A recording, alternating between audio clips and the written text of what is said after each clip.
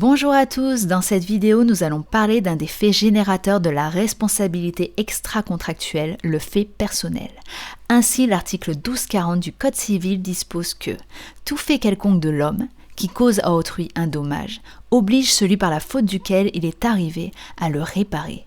Il faut ensuite compléter avec l'article 1241 du Code civil qui, quant à lui, nous apprend que chacun est responsable du dommage qu'il a causé, non seulement par son fait, mais encore par sa négligence ou par son imprudence.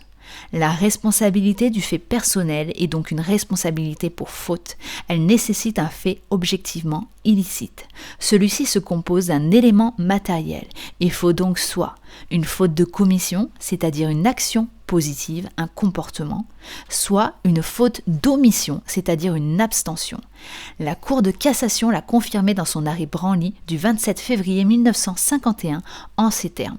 La faute prévue par les articles 1382 et 1383, donc avant la renumérotation, peut consister aussi bien dans une abstention que dans un acte positif.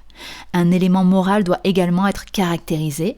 Ainsi, il peut s'agir en premier lieu d'une faute intentionnelle. Celle-ci est reconnaissable par la présence de l'intention de causer un dommage. On rappelle ainsi la différence entre intentionnel et volontaire.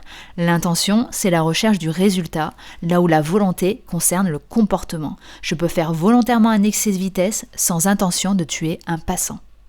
Il peut s'agir également d'une faute non intentionnelle, celle-ci se caractérise par un manquement au devoir de prudence et son appréciation s'effectue in abstracto. Cela signifie qu'il ne faut pas s'être comporté comme une personne avisée, prudente, l'aurait fait dans les mêmes circonstances.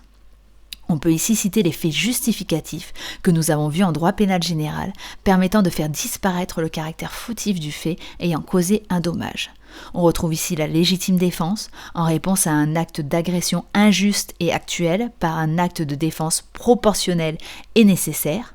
On retrouve également l'ordre de la loi ou le commandement de l'autorité légitime, mais également l'état de nécessité.